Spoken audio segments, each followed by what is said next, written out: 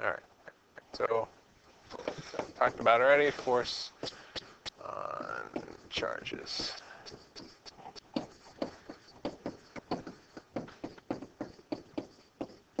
Due to the B field. So the force due to a B field, F sub B, depends on the amount of charge, the velocity of the charge, and the B field itself. It also depends on the direction. For our class, we're going to keep it at nearly 90 and 0 every time. If it's not 90 or 0, then it'll be very clearly marked in the problem that it's at some angle. What if it's traveling at 0 degrees to the field or parallel to the field? How much force will it experience? 0. So if the B field is this way and the charged particle, positive or negative, is traveling parallel this way or this way, then the force will be 0 because sine of theta would be 0. You would get maximum force if it's traveling perpendicularly to the field. So if it's traveling that way, or if it's traveling that way, you'd get maximized force. Also, we're talking about three-dimensionally, so it could be traveling into the board or out of the board, and it would also have a force on it. So that was QVB sine theta. And how do you figure out the direction of the force?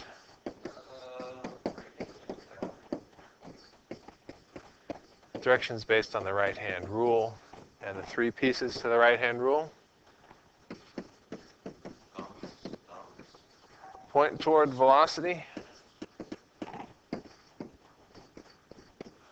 curl to the B field, thumb is the force direction. So in this case, we'll look at this guy right here, this positive charge is going that way. Which direction would its force be? Point towards the blue. Turn your hand so that you can curl it upwards. The B field is up in this case. So there's not heading out. It can be any direction. In this case, I've drawn it upwards. Right. So I point towards the velocity. I turn my hand so that I can curl towards the B field. I curl up. F is into the board. So the force here is in. And we've got several practice problems associated with that.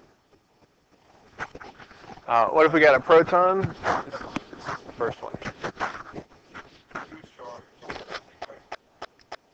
you recording this? So on the first example, we got a proton, a positive charge, and it's moving to the right, and the B field, the X's stand for in. So point, velocity, curl in, forces upwards. So the force in this case is upwards. Okay, so X's are when B is in. These represent B field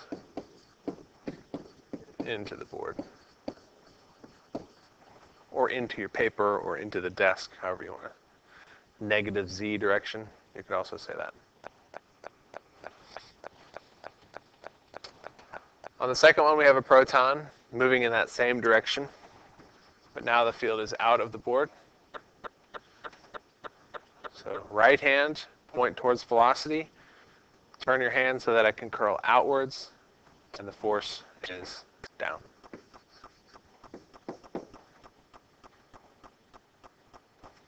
So if we continued and said, what path is this charge going to take, what path would it take?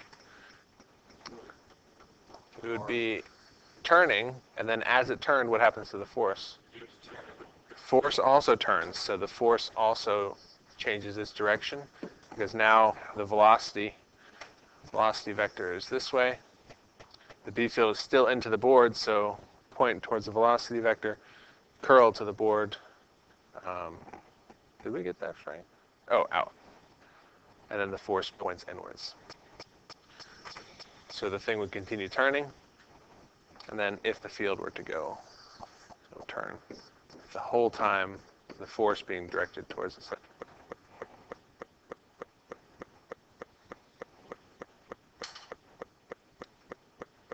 Proton now moving downwards in the B field, and the B field is directed into the board.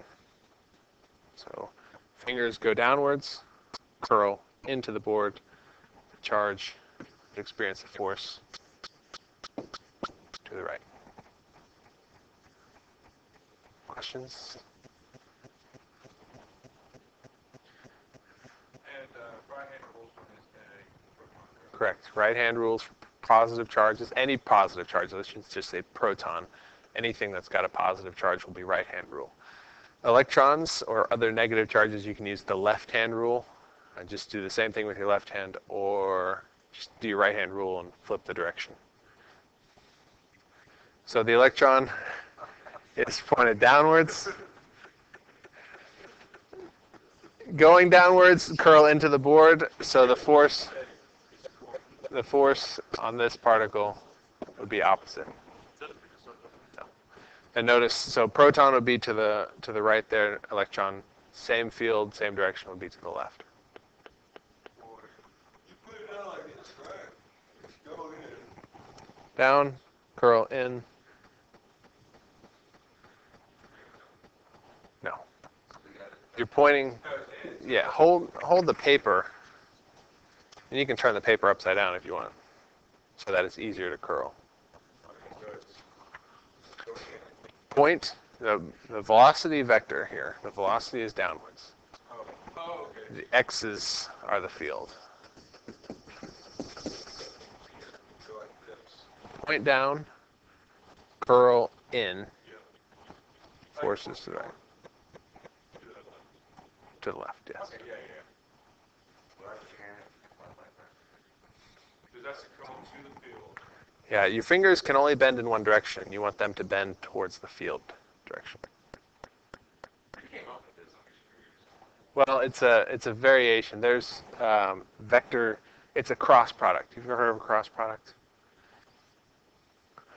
You can, whenever you do vector mathematics, you can do dot products or cross products.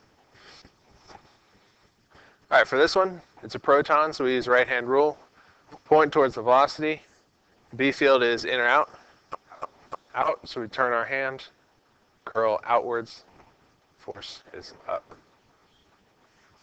You ever had a demonic box that remember the dots and X's? I always think of the dots and X's, if I were looking at an arrow, I would see just the tip of the arrow, so it's pointing at me. If I was looking at the back of the arrow, I'd see the feathers. All right, proton moving in this way, direction of the force. There's no force, Alec. There's no force. Force through the B field is 0. And if you try to curl your hands, then you'll kind of come up with it. Point towards the arrow and then curl them downwards. Well, if you curl your fingers all the way downwards, you're changing the direction of the velocity. You can't do that. So there's no way to curl towards this B field. If there's no way to curl towards it, then there's no force.